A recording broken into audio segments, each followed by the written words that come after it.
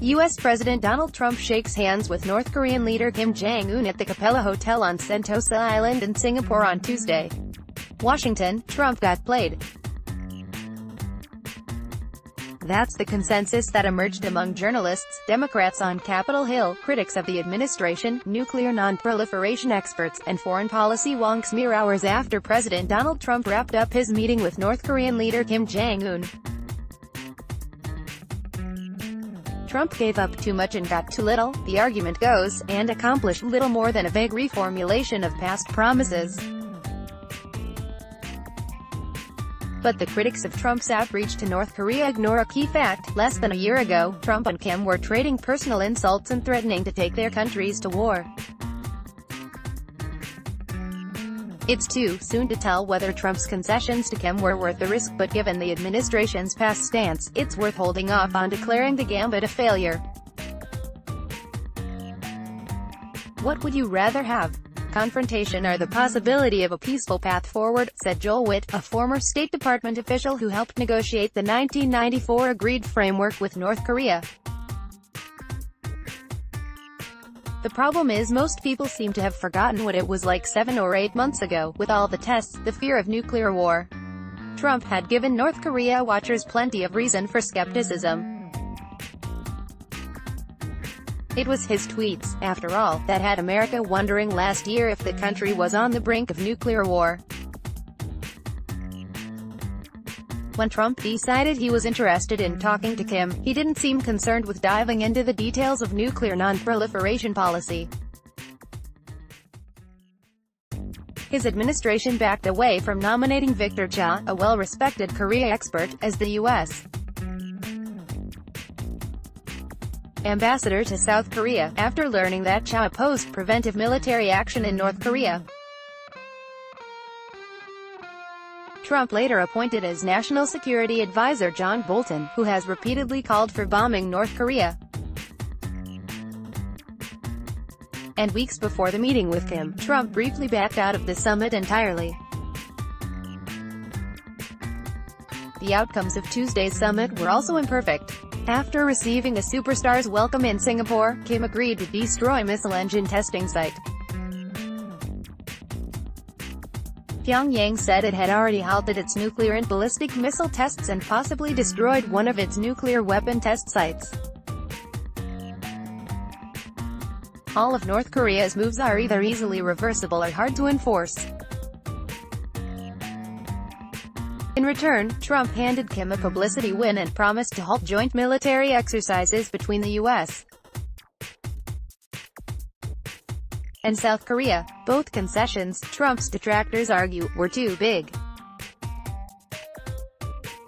Most people seem to have forgotten what it was like 7 or 8 months ago, with all the tests, the fear of nuclear war. Joel Witt, former State Department official. Kim and his predecessors have long sought a meeting with the U.S. president, and the North Korean regime will undoubtedly argue the summit means the U.S. is finally treating Kim as if he's on equal footing. But due to a lack of political opposition or free press in North Korea, it's not hard for the Kim regime to spin any outcome as a win. And there's not much evidence that North Korea's ability to propagandize its own people affects the perception of the regime outside of its own borders. The largest problem with Trump's concession to halt joint military exercises with South Korea is that he doesn't appear to have coordinated the move with the U.S. military or with allies in Seoul. But it's hard to immediately determine the effects of Trump's promise, since he didn't detail the specifics of his plans. Even Trump's own vice president appeared confused about what the president exactly meant. U.S. forces in South Korea have received no updated guidance on execution or cessation of training exercises, to include this fall's schedule, Chief Freedom Guardian, Lieutenant Col. Jennifer Lovett told the New York Times. Even if Trump does intend to completely suspend the joint training exercises later this year, he wouldn't be taking an unprecedented step. The U.S. cancelled a large joint military exercise called Team Spirit as part of nuclear negotiations in the 1990s, recalled Witt, who is now a fellow at the Stimson Center, a nonpartisan think tank.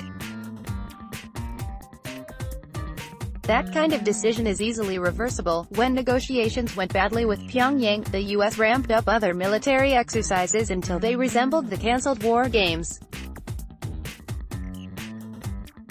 Part of the critique of Trump's performance at the summit stems from the president's indefatigable habit of inflating his own successes. For the past several years, Trump has trashed the Obama administration's nuclear deal with Iran and boasted he could get a better deal with North Korea. Political opponents have tried to beat Trump at his own game. Last week, 7 top Democrats signed a letter laying out a series of parameters for what they would view as a successful deal. They called for anywhere, anytime inspections within North Korea and for removing all nuclear weapons and fissile material from the country. Those demands resembled what Republicans pushed for when the Obama administration was pursuing negotiations with Iran, but they aren't realistic, or even necessarily desirable, said Alexandra Bell, a former State Department official who worked on arms control issues.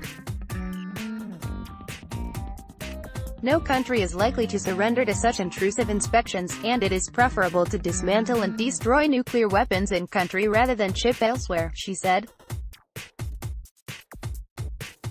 Trump told reporters after the meeting that the joint statement signed by the two leaders is very comprehensive. It's going to happen.